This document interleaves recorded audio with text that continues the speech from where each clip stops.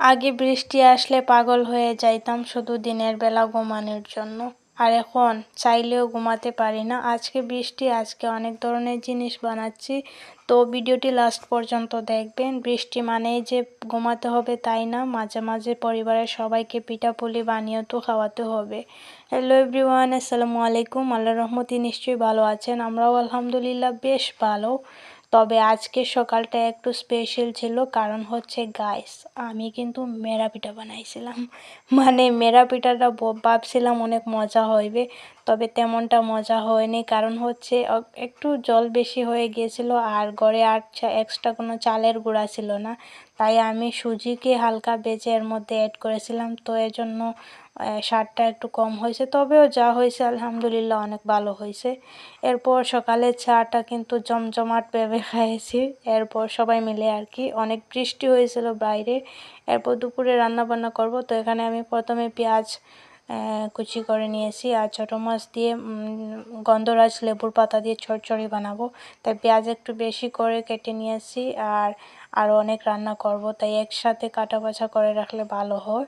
আর এই তো কাটা বাছা শেষে আমি প্রথমে ছোটো মাছ, সরিষার তেল, সব ধরনের মশলা দিয়ে কেটে রাখা পেঁয়াজ দিয়ে হাতে ভালো করে মেখে এর মধ্যে আমি কচি বড় সাইজের 3-4টি গন্ধরাজ লেবুর পাতা দিয়ে এরপর এটা একদম কড়াইয়ের সাথে এইভাবে মাখা মাখা করে চচ্চড়ি বানাবো। আর অনেক মজা হয়েছিল এটা। আমি সন্ধ্যার সময় যেহেতু ভয়েস ওভার করছি তাই বলছি। আর এখানে দেশি আলু দিয়ে আর কাঁচা লঙ্কা দিয়ে আমি মজা করে আলু ভর্তা করব। এই আলু ভর্তাটা কিন্তু অনেক মজা হয় এভাবে বানাইলে।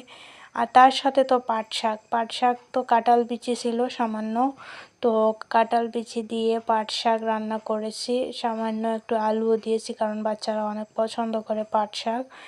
আর আমার শ্বশুর তো মাশাল্লাহ উনিও পছন্দ করেন, আমিও পছন্দ করি।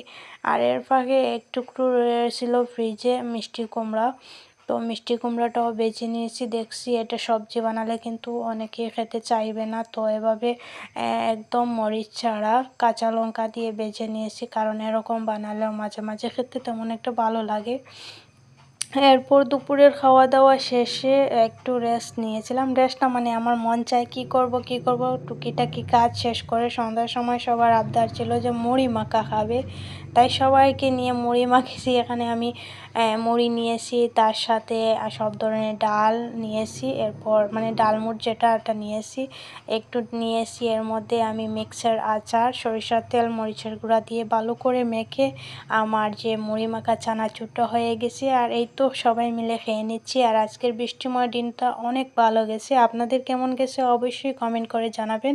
সবাই সুস্থ থাকেন, ভালো থাকেন। আর এতক্ষণ ধরে যদি ভিডিওটি ভালো লেগে থাকে তাহলে ছোট্ট একটা লাইক করতে ভুলবেন না। আল্লাহ হাফিজ।